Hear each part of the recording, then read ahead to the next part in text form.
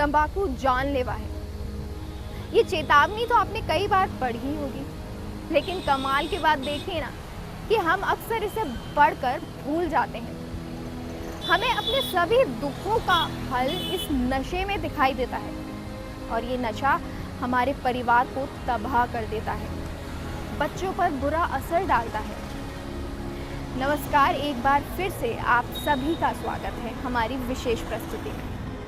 तो आइए सुनते हैं उन महिलाओं का दर्द, नशे ने जिनकी जिंदगी को तबाह कर दिया।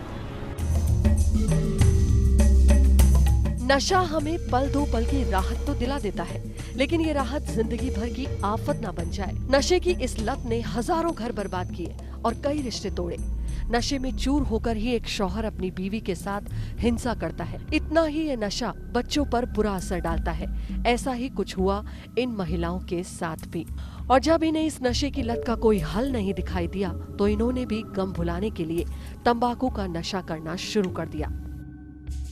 अब आदमी जब दारू पी के आते हैं, मारपीट करते हैं, तो टेंशन के अंदर फिर खा लेती हूँ थोड़ा बहुत वापस लेके आने, समझ में घर का सामान वो बेच देते हैं, मारपीट करते हैं, घर में खर्चा पानी नहीं देते हैं, बच्चों पे मतलब सख्ती करते हैं, पढ़ाने नहीं देते, लिखाने नहीं देते, घर गृहस्थी में पैसे कौड़ी नहीं देते हैं। वो तो इंसान टेंशन में रहता है, तो टेंशन में तो कुछ भी कर लेता है आदमी, मानते ही नहीं है। मारपीट करते हैं, अगर ज़्यादा मना करते हैं तो ज़्यादा रोकते हैं तो पुलिस में दो तीन दफ़ा रिपोर्ट करवा दी, पुलिस वाले ले जाते हैं, दिन भर रखते हैं, शाम को छोड़ देते हैं, वो भी कुछ नहीं कर पाते। वो यूँ कहते हैं हम दारूबाज आदमी को कहाँ से खिलाएंगे, हम क्यों बंद करेंगे, ये तो क्या बता सकते हैं, अब कैसे रोक पाएंगे। हमने तो खूब कोशिश कर ली है, वो मानते भी नहीं है, हर तरह से कोशिश करके देख ली, प्यार से उनको वैसे समझा के देख लिया, भाई तुम्हें लत लग गई, तुम इस चीज़ को छोड़ दो, घर में आराम से नहीं कमाया जा रहा, तो हम 2 पैसे की मेहनत कर रहे हैं, मजदूरी कर रहे हैं, उसमें खाओ, अपने आराम से गुजर करो, शुक्र करो, बच्चों पर ध्यान दो, घर में ध्यान दो, लेकिन देते ही नहीं है।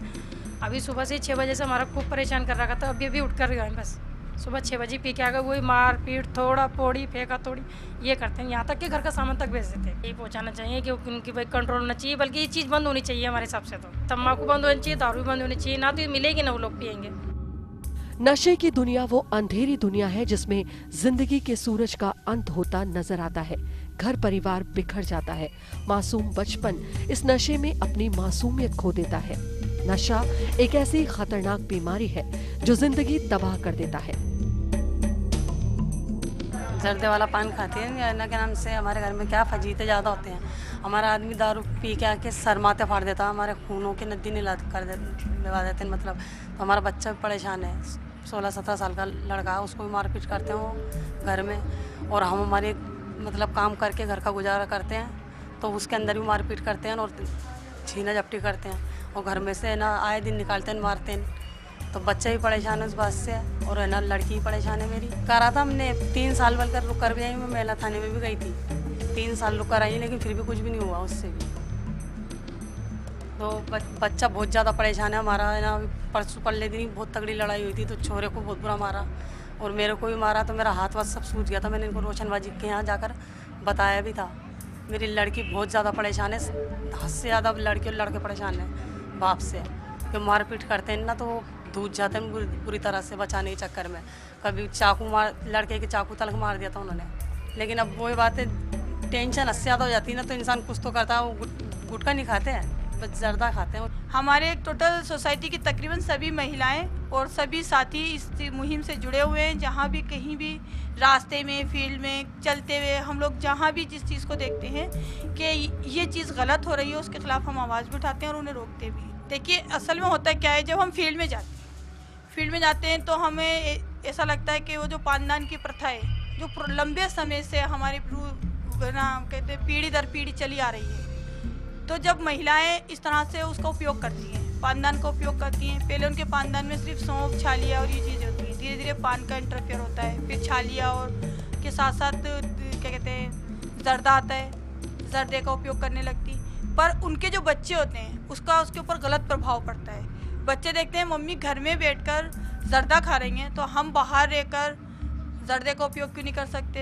तो वो जर्दे को दूसरी अदर शक्लों में देखते हैं, जैसे गुटखा है, जैसे पान मसाला है जिसमें नशा होता है, और जैसे कि आजकल एक ट्यूब चल रही है उसको सूंघने से भी नशा होता है। तो वो बाहर रह के उन एक्टिविटीज़ में शामिल हो जाते हैं और धीरे धीरे यही एक्टिविटीज़ उनको आगे बढ़ाती हैं और उनके इस नशे करने की आदत को बढ़ावा देने के लिए वो शराब तक पहुंच जाते हैं।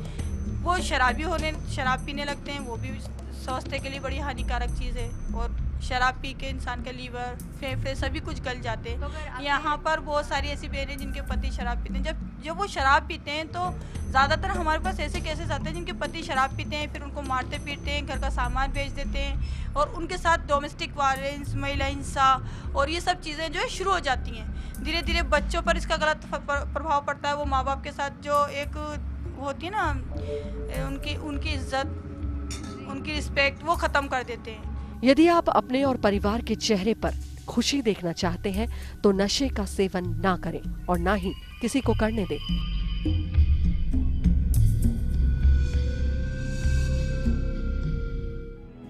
दोस्तों, जैसे आप धीरे धीरे किसी बुरी लत को अपनाते हैं, वैसे ही धीरे धीरे उस लत को छोड़ भी सकते हैं।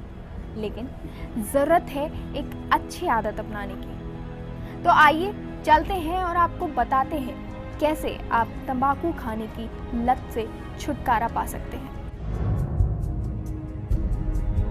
तंबाकू खाने की आदत एक बड़ी समस्या है जिसे एक दिन में तो नहीं छोड़ा जा सकता, लेकिन यदि धीरे धीरे प्रयास किया जाए तो इस आदत को आप अलविदा कह सकते हैं। तंबाकू का सेवन करने से पहले एक बात का ध्यान रखें कि सिगरेट, बीड़ी और हुक्के का हर कश और गुटखे, जर्दे और खैनी की हर चुटकी हर पल आपको मौत की ओर ले जा रही होती है।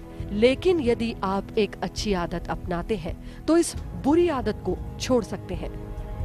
ये एक उनका जब उनके समझ में आती है तो उनका एक सवाल ये भी होता है, अच्छा इसको छोड़ने के लिए हम क्या प्रयास करें, क्या चीज़ खाएं जो हमारी इस लत को छुड़ाया जा सके। जैसे कि गुटखा है, हम गुटखा नहीं खाते हैं तो हमें तलब लगती है कि इसे खाएं, नहीं खाते हैं तो और इच्छा होती है कि कहाँ से प्राप्त हो जाए। उसके लिए बहुत सारी चीज़ें होती हैं। चोरियाँ करने लगते हैं बच्चे कि हमें तो गुटखा चाहिए, मम्मी पापा अगर पैसे नहीं दे रहे हैं या अपनी पॉकेट मनी में पैसा नहीं है तो वो घर से चोरियाँ करके इस चीज़ का खरीदते हैं। तो जब उनकी समझ में आती है तो हम उनको एक उपाय बताते हैं, आप अपने पॉकेट में सौंफ रखिए, है ना, सौंफ खाइए, वो स्वास्थ्य के लिए लाभदायक है। और आपके पेट में जो जलन और आग और जो आपकी मुंह चलाने की एक आदत है उसके लिए बहुत परफेक्ट रहेगी। और जब आप सौंफ खाएंगे तो धीरे धीरे गुटखा छोड़कर सौंफ खाने के आदी हो जाएंगे। तो इस तरह से भी काफ़ी बच्चों ने इस चीज़ को उपयोग में किया है और वो सौंफ हमेशा अपने पॉकेट में रखते हैं। जब उनको गुटखे की तलब होती है तो वो थोड़ी सी सौंफ मुँह में डाल लेते हैं। बहाने, नशा करने के बहाने ढूंढ रखे हैं। गैस बनता है, दांतों में पेन होता है, तो जो लोग नशा नहीं करते क्या उनको ये सब तकलीफें होती हैं? ऐसा नहीं है। तो उनकी एक समझ बनाने के लिए उनको एक समझाने का प्रयास जो लंबे समय से हम लोग करते रहे हैं। और ये सच बात है कि जर्दे का जो जैसे कि सवाल उठता है, पर्दे और जर्दे का बड़ा गहरा संबंध है। इस विषय के अंदर मैं ज़रूर कहना चाहूँगी कि हमारी काफ़ी बहनें इस चीज़ से जुड़ी हुई हैं, पर धीरे धीरे जब उनकी समझ बनाई जा रही है सोसाइटी की तरफ से भी, हम लोग जब मोहल्ला मीटिंग लेते हैं, बहनों के साथ बातचीत करते हैं और किसी बहन को इस तरह से किसी चीज़ का सेवन करते हुए देखते हैं तो उसको रोकने का प्रयास करते हैं, उसको समझाने का प्रयास करते हैं। क्योंकि मानसिकता को एकदम से नहीं बदला जा सकता। जो मेरी धारणा है उनको मैं एकदम से पलट नहीं सकती। उसके लिए अगर कोई मुझे मोटिवेट कर रहा है, कोई मेरे माइंड को डेवलप कर रहा है तो उसकी तरफ शायद मेरा ध्यान जाए एक बार, तो उसकी पूरी प्रयास हम लोग करते हैं। और उसके प्रयास के अंदर जो हमारा सबसे पहला काम है वो यही है कि देखिए अगर आप नशा करेंगी तो फिर आपके बच्चों पर उसका क्या प्रभाव पड़ेगा। आपके यहाँ तो जीवन आधे से ज़्यादा व्यतीत हो चुका है, पर उनका जीवन तभी शुरू भी नहीं। नशे की आदत न सिर्फ आपको बल्कि आपके परिवार को भी खत्म कर रही है। तंबाकू छोड़ना आसान नहीं है, लेकिन घर परिवार की मदद से आप इस बुराई से बच सकते हैं। पहले तो जैसे कि महिलाएं ज़्यादातर हमारे पास ऑफिस में आती हैं, उनकी काउंसलिंग होती है। जब काउंसलिंग होती है तो उनके एक बाकायदा एक रिपोर्ट लिखी जाती है, उसमें वो बताती हैं वो शराब पीकर मारते हैं, वो झगड़ा करते हैं, तो उनको केंद्र पर जाने की सलाह दी जाती है। फिर उनके पतियों के साथ भी समझाइश की बात की जाती है। फिर उनसे कहा जाता है कि भाई अगर आप एक बुरी आदत को छोड़ दें तो शायद आपके घर के अंदर जो हो रहा है वो नहीं हो। उसके लिए प्रयास किए जाते हैं, उन्हें समझाया जाता है, उन्हें हॉस्पिटल्स के एड्रेस दिए जाते हैं कि ये अस्पताल हैं, यहाँ नशे से मुक्त होने के लिए दवाइयाँ मिलती हैं। पत्नियों को समझाया जाता है कि आप अपने पति का नशा छुड़वा सकती हैं, उसके लिए आपको थोड़ा सा प्रयास करने की ज़रूरत है। फिर वो प्रयास भी करती हैं, क्योंकि हर औरत नहीं चाहती कि उसका घर टूटे, हर औरत नहीं चाहती कि उसका पति उसको मारे, क्योंकि ये प्रेम संबंध। और सबसे बड़ी चीज़ जो हमारे अंदर है, हमारा जो मज़हब है वो नशे के बड़े ख़िलाफ़ है। हमारे यहाँ नशा करने वाले व्यक्ति को कहते हैं ना, एक मरने के बाद एक लाइफ दूसरी शुरू होती है, जिसे जो हमेशा कायम रहने वाली ज़िंदगी है, उस ज़िंदगी में नशा करने वाले आदमी को सिर्फ मतलब अपराधी के तौर पर सज़ा दी जाती है, उसको जहन्नुम नसीब होता है, वो जन्नत की कल्पना भी नहीं कर सकता। तो इस चीज़ से उनको कुरान के हवाले से, अल्लाह के नबी सल्लल्लाहु अलैहि वसल्लम के अहादीस के हवाले से, उनके हवाले से उनकी समझाइश की जाती है, उनको बताया जाता है कि देखो, आपके एक नशा करने से आप अपने मज़हब के भी खिलाफ हैं, आप नशे में कुछ भी कर सकते हैं, नशा हराम है। क्यों हराम है? इसीलिए हराम है कि इंसान नशे में अपनी सद्बुद्धि खो देता है। तंबाकू, बीड़ी, सिगरेट, किसी भी तरह का नशा खतरनाक है। ये आपको धीरे धीरे मौत की तरफ ले जाता है। इससे बचकर रहें।